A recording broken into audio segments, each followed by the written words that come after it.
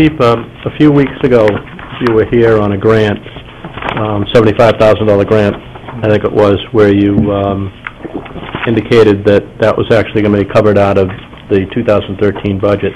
Is that explicitly in here somewhere, one of the lines, or is it just, I know it's fairly small, or is that just basically residual money that you haven't spent? One of the conditions of the grants, they have non-supplanting clauses, which means you can't apply for grant money to replace something that you had previously budgeted for. Okay.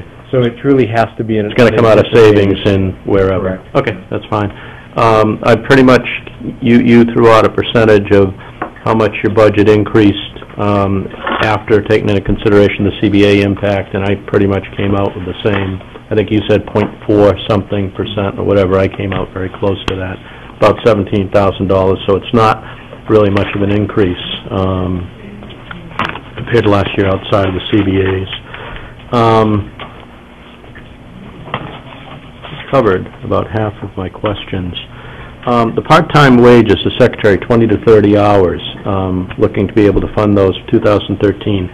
Can I presume then that that increase is not in the default budget?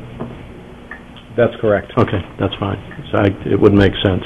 On the 24-hour shift impact on the fire alarm operators in terms of the increased overtime, I think it was actually something about 100 additional overtime hours per year, so it's the half-time impact. Can you give, that was basically an oops. When we went through that both at the table, when we talked to the selectmen, when it was communicated to the public, we said going to 24-hour shifts would not cost anything or whatever, and then this was just something we didn't pick up on.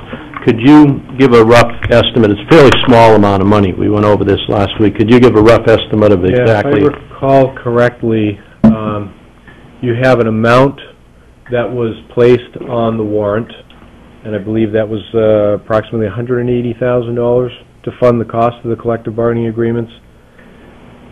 And then you have the breakdown as it's split amongst all of the lines within the budget, all of the wage-related lines within the budget.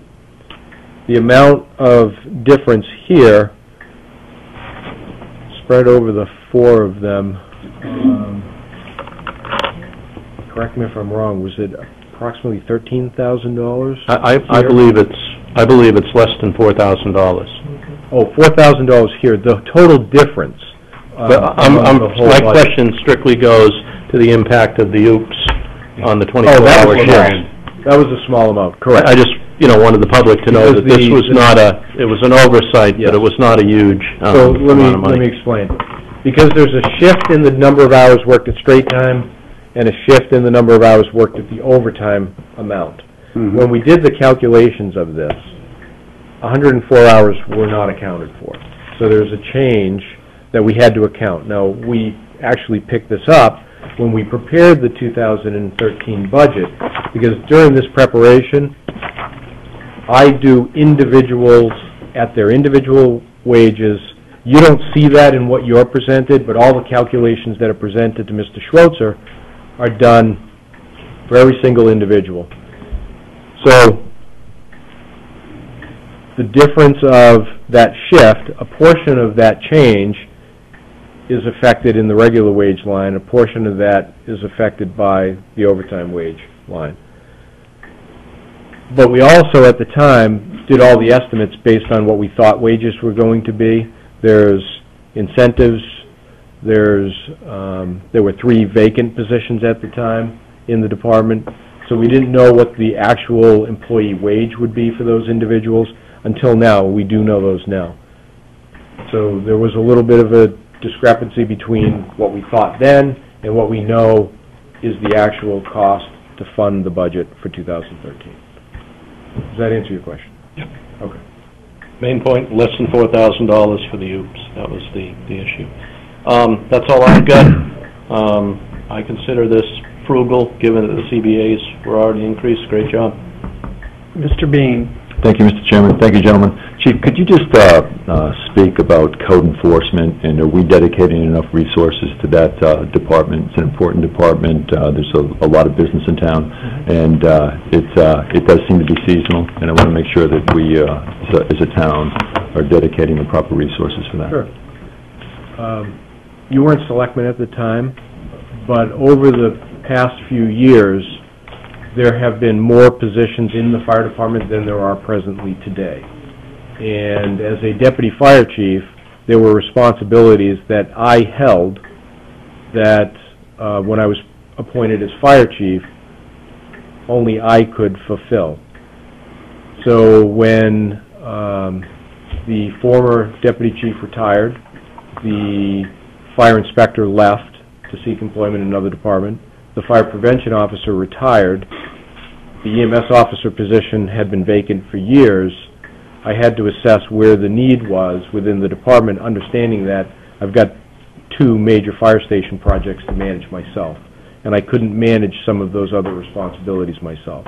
So there was a shift in how positions were filled. So the EMS officer position was replaced instead of the fire inspector. The EMS officer position basically was a lot of the responsibilities that, although I was still chief, I was still fulfilling myself. So that reduced the number of positions in the Fire Prevention Bureau by 1. We had a former fire prevention officer who had been a long-time employee, well understood the codes, was very familiar with the process, and he decided that it was time to retire, unexpectedly to me. So we had to promote and fill the position with a brand new, unseasoned fire prevention officer. So for the past 12 months, that individual has been learning the process, learning the codes, learning the ordinances, how to best manage activities within the Fire Prevention Bureau. So, you know, would it be nice to have more individuals working there? Absolutely. So you're saying that we're not dedicating enough resource to that? We're not dedicating enough resources to fire prevention. We're not dedicating enough resources to fire suppression. There are a lot of shortfalls. One of them I had discussed earlier in the amount of overtime necessary to bring us back to an 8-man shift during the course of the year so that we're not running at 7. Okay. Are you prepared to talk at all tonight about a return-to-work program if you have an injured firefighter? Is there one? Would that be like a light-duty assignment program? Yes, sir. Yes, we do have one. Okay. And is any of that light duty dedicated to any code enforcement or any of those other billets you just talked about? There is not, unless it's under specific agreement, and it depends on the position. For example, code enforcement is covered by one collective bargaining unit. Firefighter personnel are covered by a different one. There's potential for a transfer of bargaining unit work from one to the other. So as long as I keep them working in classifications within their bargaining unit, then it's generally acceptable. So they could support those missions in code enforcement. Is that what you're saying? If it's within the same bargaining unit, yes. Okay. Thank you very much, gentlemen. Sure. Appreciate it. Thank you, Mr. Chairman. Yeah. Any other questions for the chief? I just have one comment. Nice job. Thank you. I thought I would ask if you might want to give us an overview of your participation at the Seafood Festival. I know I saw you there several times, you know, working hard from 8 in the morning till at night. Did you have any? Sure.